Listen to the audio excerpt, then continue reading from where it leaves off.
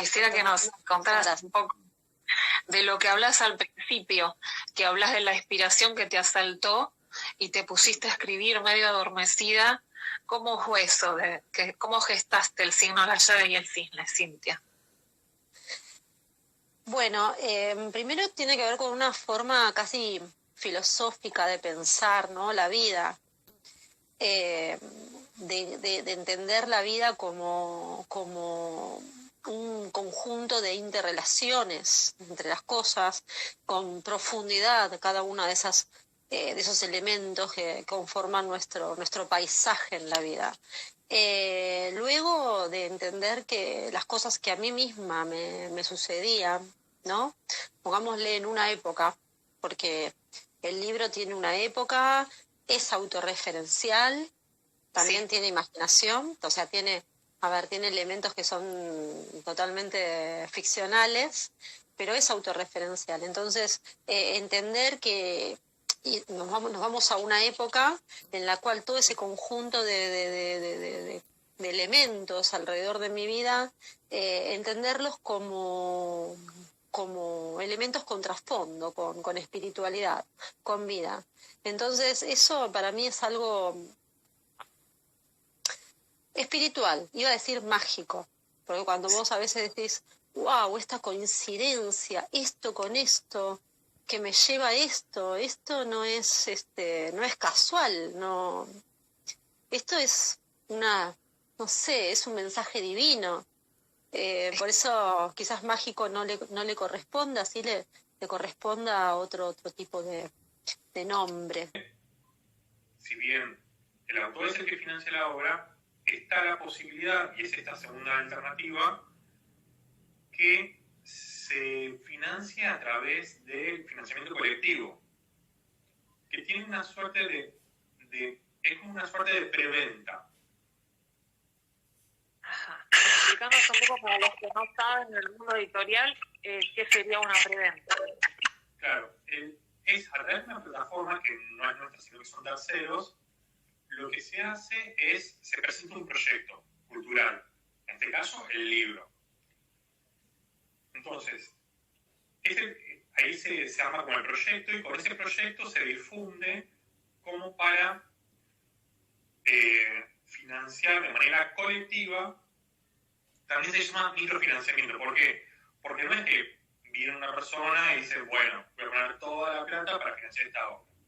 No, sino que son muchas personas que ponen muchísima menos plata, casi el nivel del precio de un libro. Entonces, por eso funciona como una preventa. Porque lo que nosotros hacemos es decir, bueno, vamos a aplicar este libro. El libro todavía no está impreso. ¿Quién quiere participar de la financiación de este libro? ¿Y qué se lleva a cambio? A cambio se lleva el libro. Puede ser el libro autografiado, una entrada a un evento, que es de Nietzsche, que está en Zaratustra también, que dice, hace falta tener mucho caos interior para dar a luz una estrella danzarina. Y vos hablas mucho de las constelaciones familiares con un enfoque que la verdad yo no conocía, las constelaciones familiares de los países. ¿Cómo sería eso, Douglas? Bueno, lo de las constelaciones de los países no pretende ser una gran revelación y una gran teoría. Surgió como un aporte de las cosas que uno puede llegar a conectar cuando bajo una sustancia podés ampliar un poquito los patrones que podés llegar a conectar y a integrar. Entonces, el modelo que ya está muy tratado por varios autores como Jodorowsky, y bueno, y ahora en todo el mundo se hacen constelaciones familiares prácticamente de todas las ciudades, supongo. Entonces esa parte puede ser explorada por cada persona, ¿no? Lo que buscaba es aportar alguna cosita más para que estimule un poco la imaginación, el tipo de cosas que se pueden llegar a conectar más, para que cuando uno se introduzca un poco en la exploración o en el viaje, ya tenga su mente un poquito más enriquecida o orientada hacia esos temas, que es algo importante. Se se le llama el set, que vendría a ser cómo está tu cabeza cuando vos te acercás a, digamos, a la exploración o a tratar de ver todo.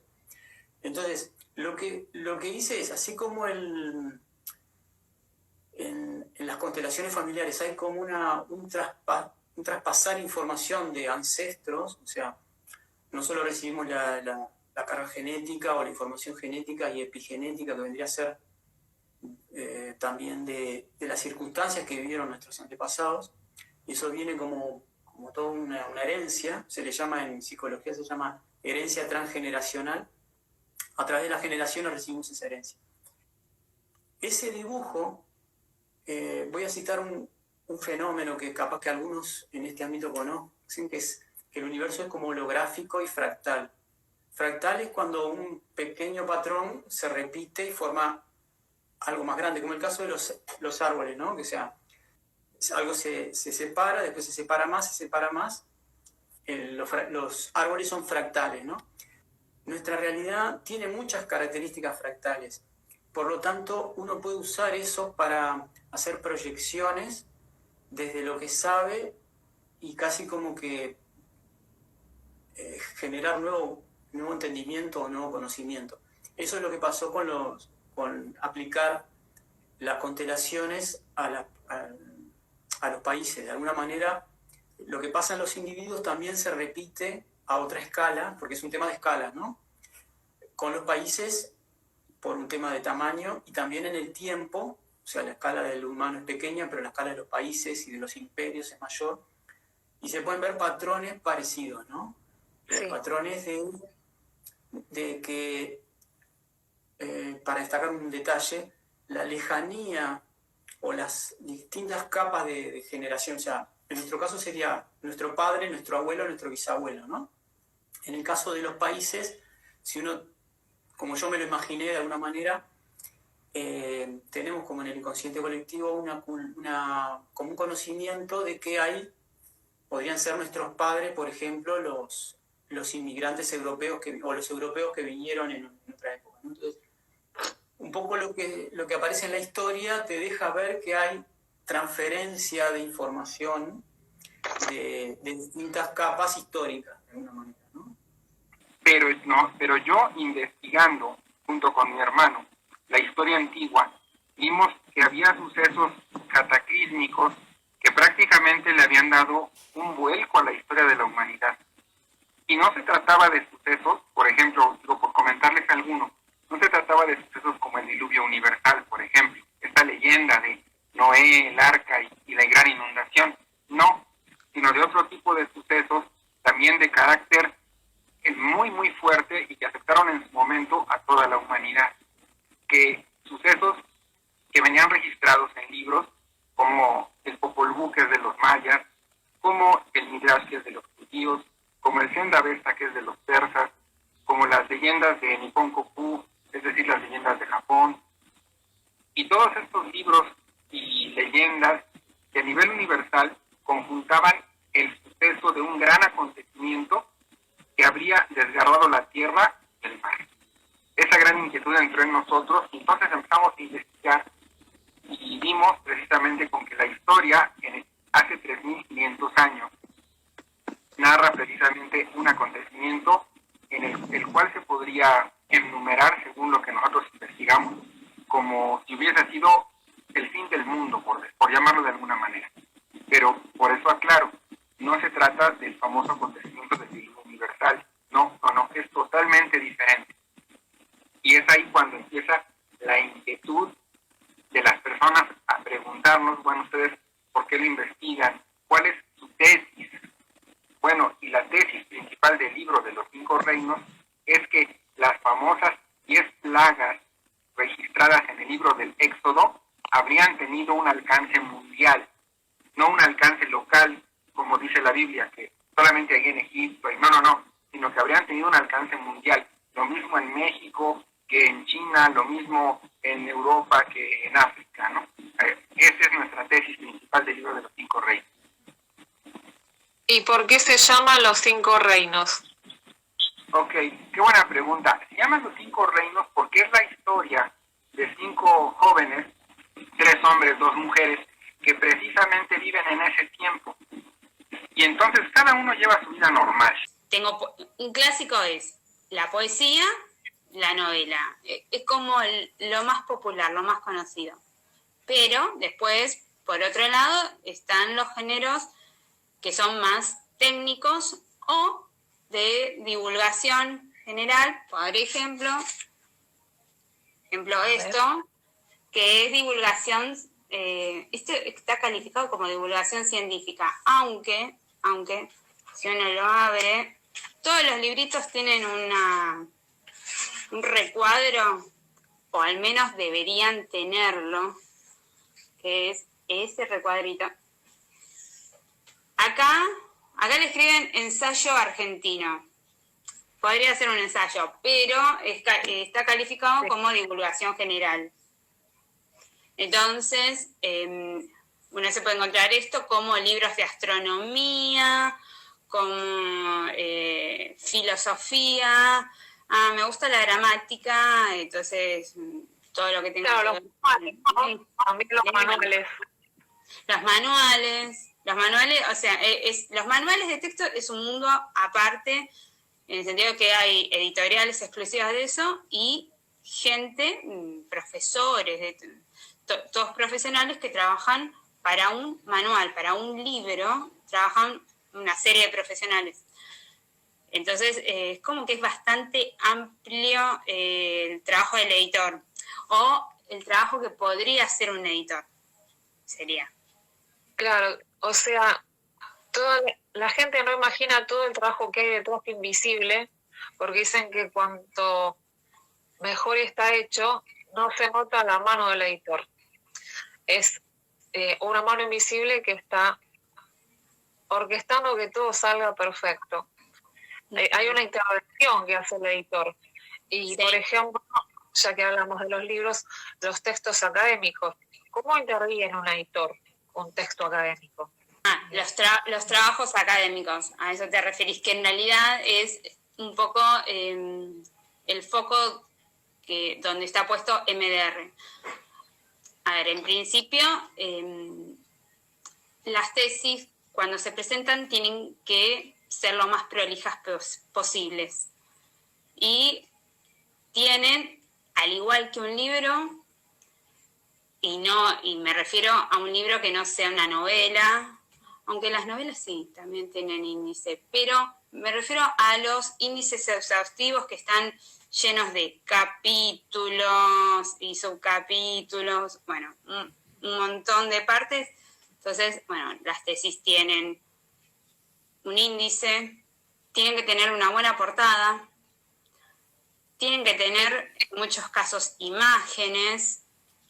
La redacción debe ser acorde al momento en que se presenta una tesis, que es el final de una carrera y que se supone que la gente tiene que estar capacitada, y lo digo entre comillas, para escribir, y lo digo entre comillas, porque en realidad a uno no lo preparan para escribir tesis o trabajos académicos o un artículo en una revista. No, para eso vas aparte a hacer un curso. Si estudias medicina o, no sé, publicidad, bueno, publicidad tal vez, pero hay un montón de carreras, ingeniería, todo eso que no es el fuerte de aprender. Bueno, Fabián, te voy a hacer la primera pregunta. ¿Qué es un neurohábito? Bueno, mirá, me gustaría por ahí hablar un poco de qué es un hábito, ¿no? Y un hábito es una conducta que se repite, es una creación de nuestra memoria implícita. Por eso podríamos hablar de hábitos buenos, ¿no? Como el hábito de cepillarnos los dientes antes de acostarnos, o hábitos malos, ¿sí? Entonces, hábitos malos como acostarme con el celular y estarlo mirando, y por ahí, bueno, me desvelo con ese tipo de cosas. Por ahí un neurohábito son conductas que uno las repite regularmente, las aprende, pero puede potenciar habilidades cognitivas, fisiológicas e inclusive cambiar el estilo de vida. ¿Cómo surgió la idea de hacer un libro sobre neurohábitos?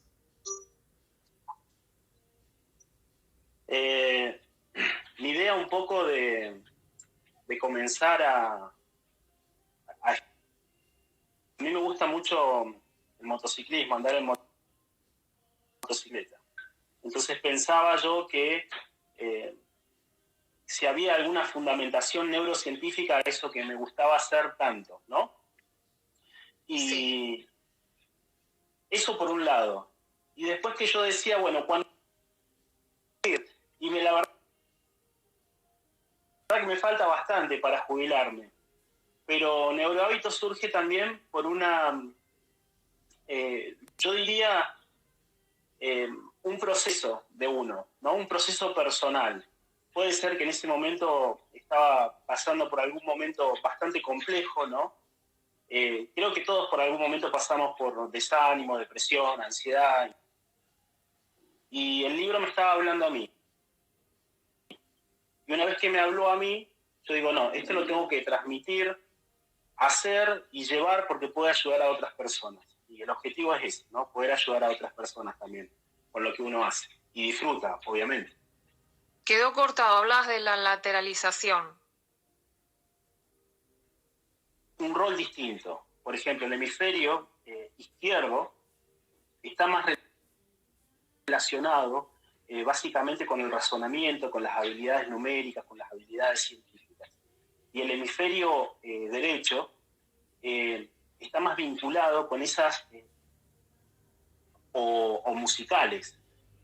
Lo importante también en esto es descubrir, ¿no? Y yo si tengo que volver a mi árbol, decirlo, yo puedo decir que, por ejemplo, en mi familia, que son varias generaciones de orfebres que trabajan con plata y oro y que hacen elementos, sí, yo podría decir que la parte artística está muy instalada en ellos. Y conmigo yo soy el eslabón débil porque se rompió ese eslabón conmigo. Pero ¿qué pasa? A mí me gusta dibujar, me gusta escribir, entonces yo podría decir, con ese hemisferio derecho, ¿no? Vinculado a la parte artística y creativa. Por eso también esto de la escritura, que lo descubrí y que me gusta. Yo creo que esto es un descubrir constante. O sea, no podemos tener un talento, pero si lo desarrollamos, también ese talento nos puede sorprender y traer otros. Yo creo que no hay limitaciones en cuanto al cerebro. Hay algo que se llama reserva cognitiva. Los neurocientíficos reserva, por ejemplo, reserva anímica, reserva cognitiva. Y la reserva cognitiva, ¿qué quiere decir? Que se ha estudiado en pacientes de geriátricos, abuelos de 90 años, que ellos, haciendo una vida saludable, interactuando, leyendo, caminando, han podido crear mayor cantidad, es la creación de nuevas neuronas. Y antes se pensaba que no había neurogénesis. Ahora sí, hay nuevas creaciones de nuevas neuronas, conexiones neuronales en ancianos. Roberto Cataldi tiene una gran producción literaria. Introducción a la bioética del siglo XXI. En el año 68 se produce el primer trasplante de corazón en el mundo, en Ciudad del Cabo. Y esto generó una situación de confusión, porque hubo mucha gente que lo vio como un paso muy importante, que sin duda lo fue, pero también hubo gente que puso reparos. Hubo que cambiar el concepto de muerte. Apareció el concepto de muerte cerebral para poder hacer los trasplantes. En caso contrario, no se podían hacer trasplantes. Porque vos necesitas, para hacer la ablación de los órganos, que el cadáver siga con circulación sanguínea y siga respirando. Entonces, entras en una terapia intensiva donde hay un cadáver que está respirando. Para el que no es médico, suena impactante. Desde ya. Y todo esto de alguna manera se lo tiraron a la bioética, que la bioética lo resuelva. Por eso de la bioética sale este concepto de muerte cerebral que fue pergeñado por un comité en Harvard. Después sucedieron cosas que fueron inéditas. Con las terapias intensivas cambia mucho la dinámica de la medicina. Era habitual que un paciente, por ejemplo, tuviera un stroke o un accidente cerebrovascular o una contusión cerebral de gran envergadura que comprometiese los dos hemisferios cerebrales, entraba en coma. Entonces ese paciente era derivado a la terapia, que muchas veces era conectado a un ventilador, y ese paciente a la semana o a las 2 semanas se recuperaba o se moría. Ahora, en los cuidados intensivos sucede que muchos de esos pacientes ni se recuperan ni se mueren. Quedan en un estado de vida vegetativa. Y pensá que... poco lo que pasó con sí. el cantante. ¿Con quién? No me acuerdo, el cantante que estuvo muchos años en ese estado hasta que murió. Un cantante argentino. Tipo de predilección por la escritura, en realidad. Pero bueno, así fue como se fue creando y se potenció en realidad la obra. En realidad se potenció mucho más cuando te conocí y me obligaste a que escriba mucho más para que no sea, digamos, muy corta. Así que ahí se hizo como una explosión de creatividad que me generó lo que llegó, que en realidad no es mucho, porque como bien lo dijiste vos, es un cuento largo, novela corta, pero bueno, para empezar, no está mal. Está muy bien. Además hay un personaje en tu novela muy querible, el señor Lowe, que entra como en el arquetipo de un anciano sabio. ¿En quién te basaste para hacerlo? ¿Cómo fue construir el personaje? Mira, Lowe, ese anciano, ¿cómo podemos decirlo? Es cualquier persona sabia que sabe dar consejos con amor, en realidad.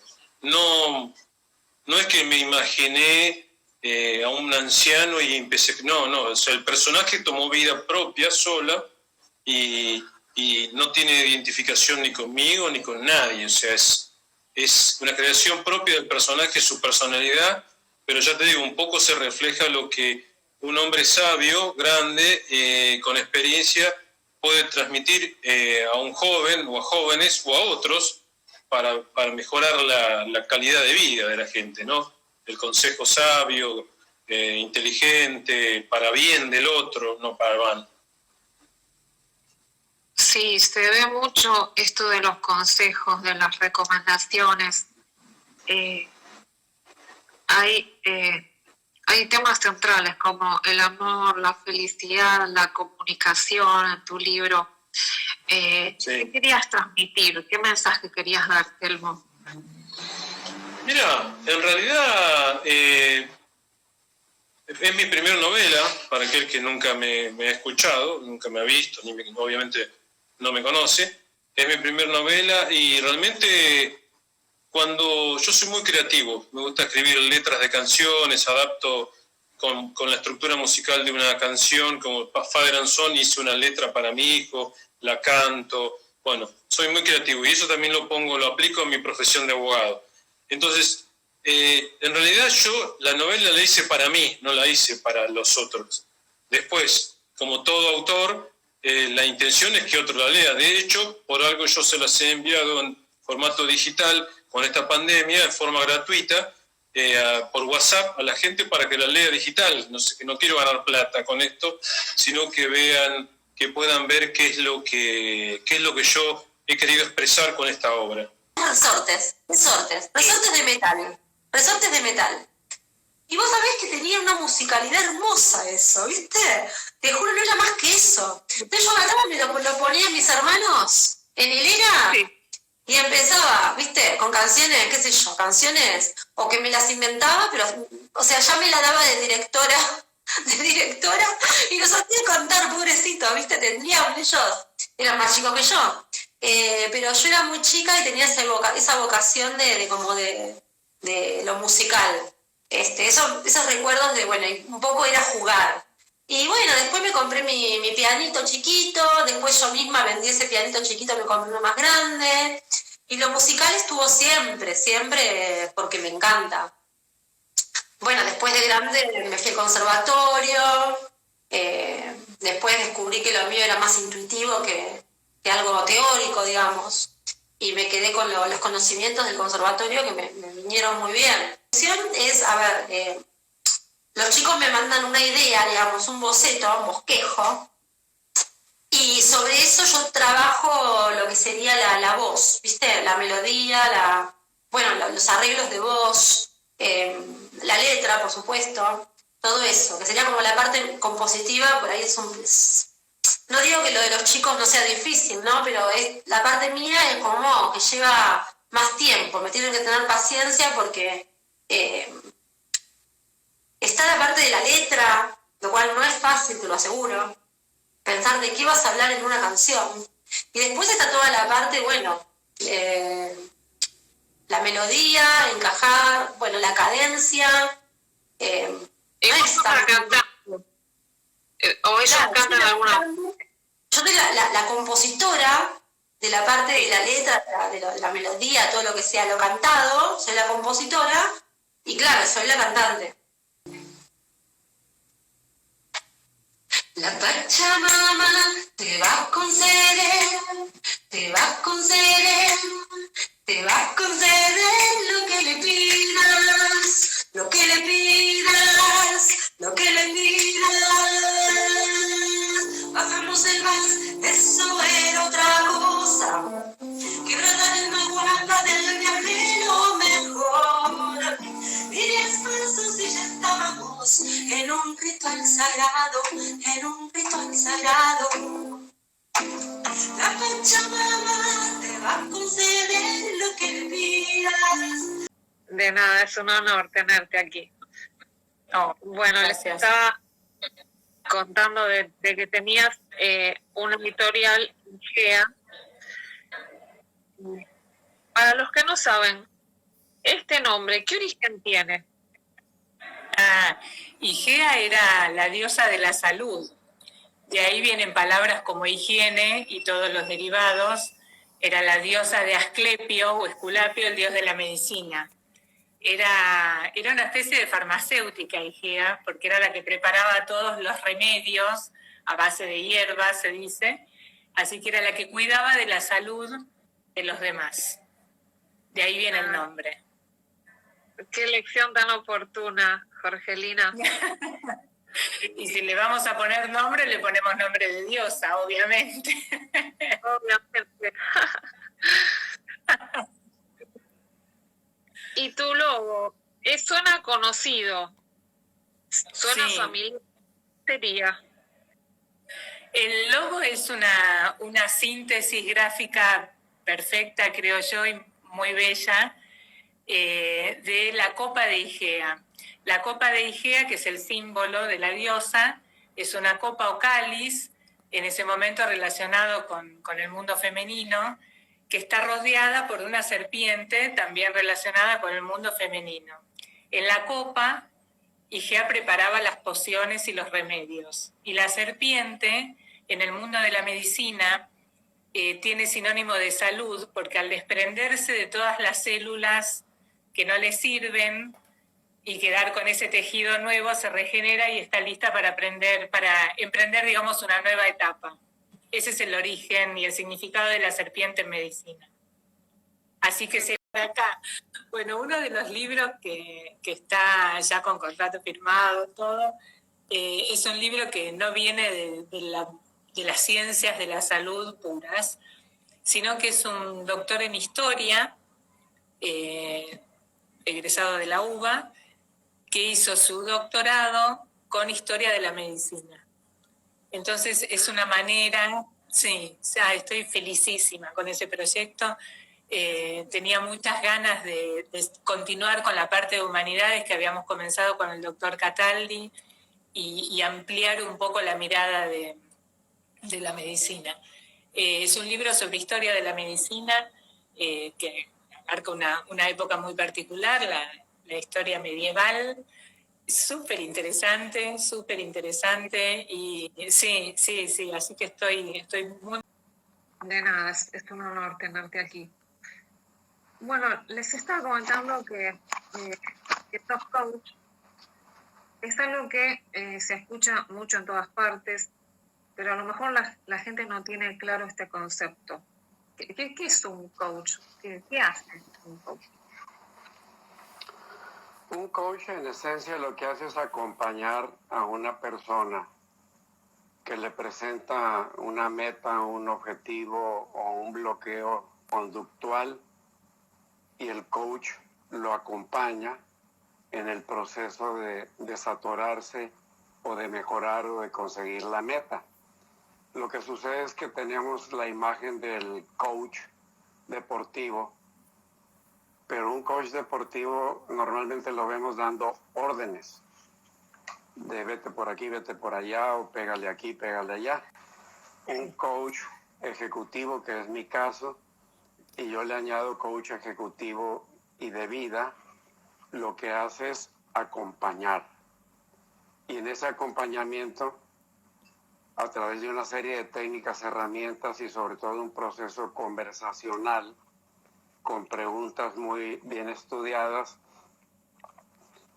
va ayudando al otro a que encuentre las respuestas o los cómo a sus qués.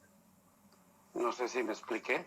Sería como, yo te acompaño, yo te ayudo, pero para que tú encuentres tu camino. No te voy a decir yo de qué se trata, ni te voy a decir cómo hacerle, porque la respuesta, la mejor respuesta está adentro de ti.